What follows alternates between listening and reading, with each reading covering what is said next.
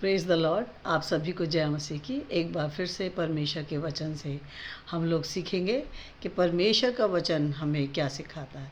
जैसा कि हम लूका की पुस्तक पढ़ रहे हैं और लूका की पुस्तक उसके 9 अध्याय को जब हम पढ़ते हैं तो हम पढ़ते पढ़ते देखते हैं कि प्रभु यीशु मसीह इस यरूशलेम की ओर जा रहे, और यरूशलेम जाने से पहले उन्होंने बता भी दिया कि मनुष्य के पुत्र के साथ क्या कुछ होने वाला है, कैसे मनुष्य का पुत्र जो है पकड़वाया जाएगा, कैसे वो दुख उठाएगा, कैसे शास्त्री और जो प्रधान याजक है और पुरनीय है कैसे उसे तुच्छ जानेंगे और उसे मार डालेंगे और तीसरे दिन वो जी उठेगा। ये सब कुछ बताने के बाद प्रभु यीशु मसीह जा रहे हैं, और प्रभु यीशु मसीह जब जा रहे हैं तो रास्ते में उन्हें मार्ग में प्रभु यीशु मसीह जब जाते थे तो रास्ते में लोग उनसे मिलते थे। तो यहाँ पर हम देखते हैं कि यहाँ पर 3 तरह के लोग दिखाई दिए और 3 तरह के लोगों ने मिले प्रभु यीशु मसीह से। प्रभु यीशु मसीह के पीछे तो भीड़ जाती थी, लेकिन फिर भी यहाँ पर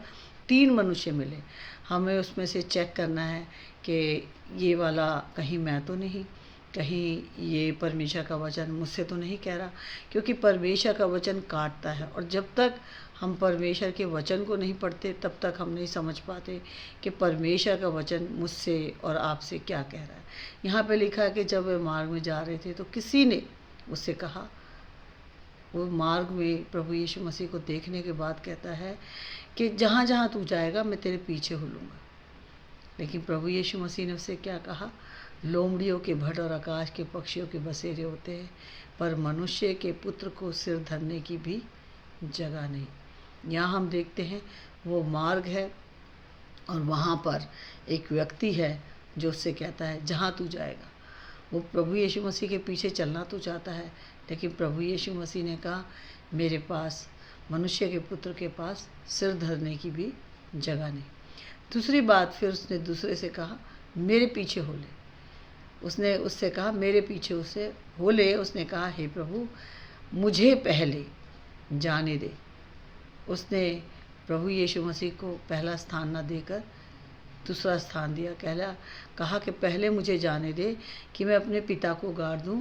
उसने उससे कहा मरे हुओं को अपने मुर्दे गाड़ने दे, पर तू जाकर परमेश्वर की राज्य की कथा सुना।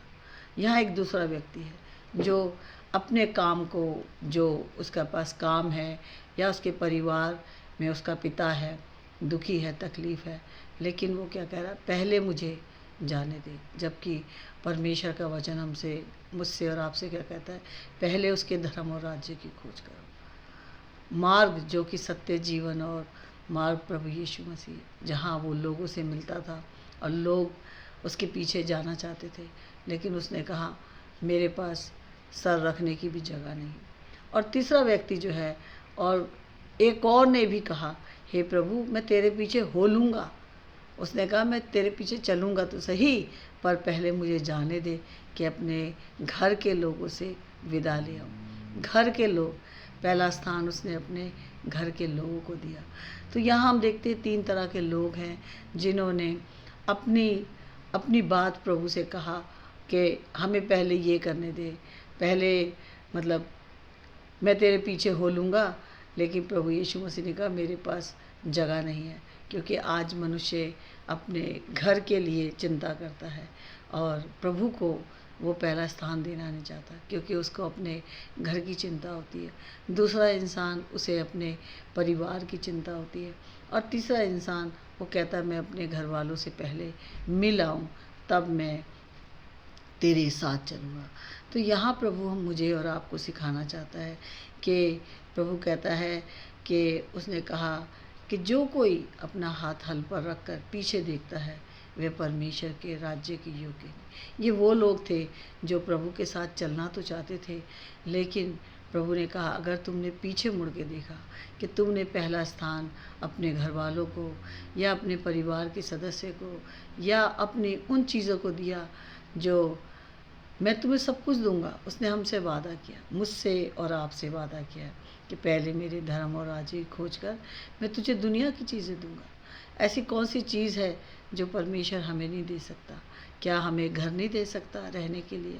क्या वो हमारे परिवार के लोगों, हाँ, कुछ लोग हमसे अलग हो जाते हैं। क्यों? क्योंकि जब हम खरी शिक्षा में चलते हैं, हम उन रीति रिवाजों को छोड़ देते हैं जो पहले हमारे परिवारों में होता था, जो हमें हमारे माँ बाप से शिक्षा मिलती थी। हम उन सारे रीति रिवाजों को छोड़ देते हैं, तो कुछ लोग हमें भी छोड़ देते हैं।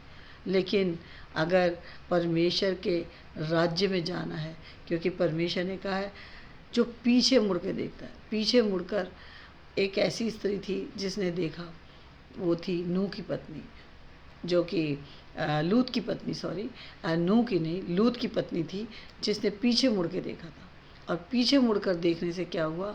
वो परमेश्वर के राज्य से वंचित हो गई। तो आज वो मुझे और आपको मौका दे रहा है कि पीछे मुड़ के नहीं देखना। आज हमें अपने जीवन में आगे चलना है। जब एक किसान खेत में हल चलाता है, एक व्यक्ति जब खेत में हल चलाता है, तो उसके जानवर भी आगे की तरफ देखते हैं, वो खुद भी आगे की ओर देखता। अगर वो पीछे की ओर देखेगा तो कैसे हल को देखेगा कि हल सही से मट्टी खोद रहा है या नहीं खोद रहा।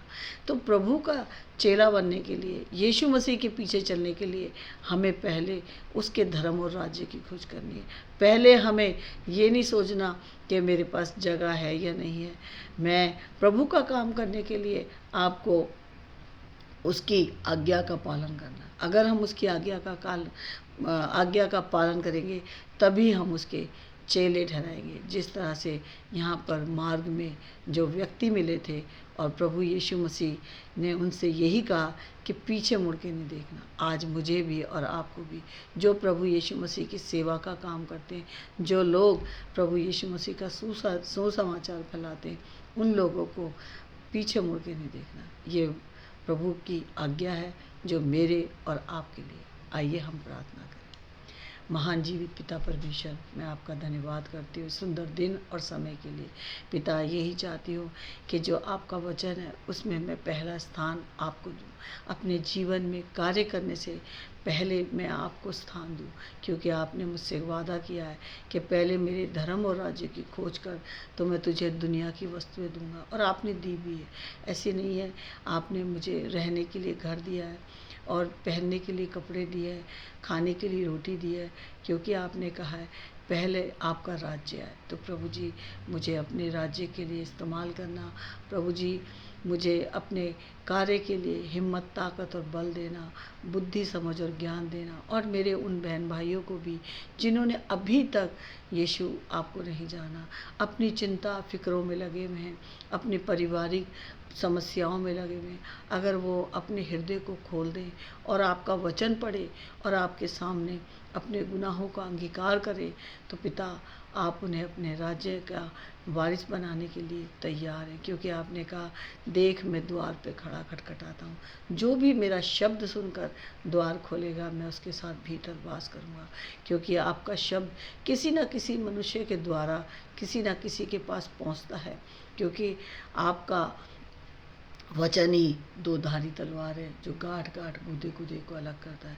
प्रभु जी, आज भी कोई भाई बहन अगर अपनी किसी चिंता परेशानी में है और वो आपको पहला स्थान नहीं दे रहा, तो होने दे कि पिता वो आपको पहला स्थान दे, ताकि आपके राज्य का वारिस बन सके। प्रभु जी, मैं धन्यवाद करती हूँ, सारी महिमा और सारा आदर आप ही को देती हूँ, प्रभु यीशु के नाम से, आमीन।